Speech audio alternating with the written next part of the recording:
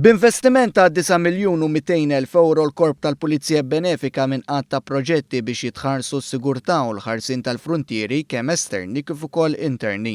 Dettalji dwar dawn il-proġetti nataw mill-Ministru għall-Internu s-Sigurtà Nazzjonali Carmelo Abela u s-Segretarju Parlamentari għall-Fondi Ewropej Ian Borg.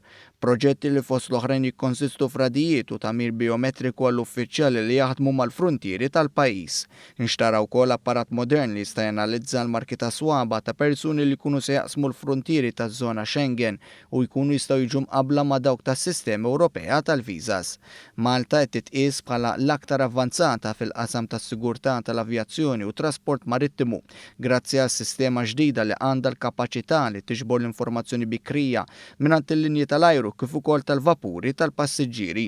B'hekk persuni b'dokumenti folos kif ukoll immigranti irregolari qabel ma jaslu fit-territorju Malti jiġu identifikati u dawn li mhumiex legali f'Malta jitwaqfu qabel ikunu deħlin pajjiżna.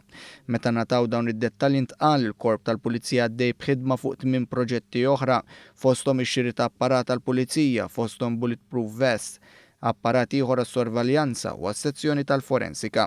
Proġetti ieħor huwa dwar l-aċċess sim ta' informazzjoni aktar effettiv bejn awtoritajiet tal-infurzar tal-liġi fl-Ewropa bejn is-sistemi tad-database tal-Europol u l-Interpol.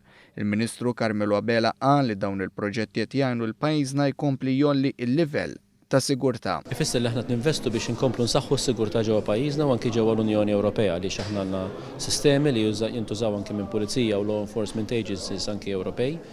U l-iskop ikun biex aħna nies li jkunu deħlin mhux biss ġewwa pajjiżna ma anke ġewwa l-Unjoni Ewropea nkunu nafu min huma dal-persuni. Intant is-Segretarju Parlamentari Ian Borg qal li l-Korp tal-Pulizija huwa eżempju ieħor ta' kif fondi Ewropej jiġu utilizzati bl-aħjar mod għal gwadan taċ-ċittadini.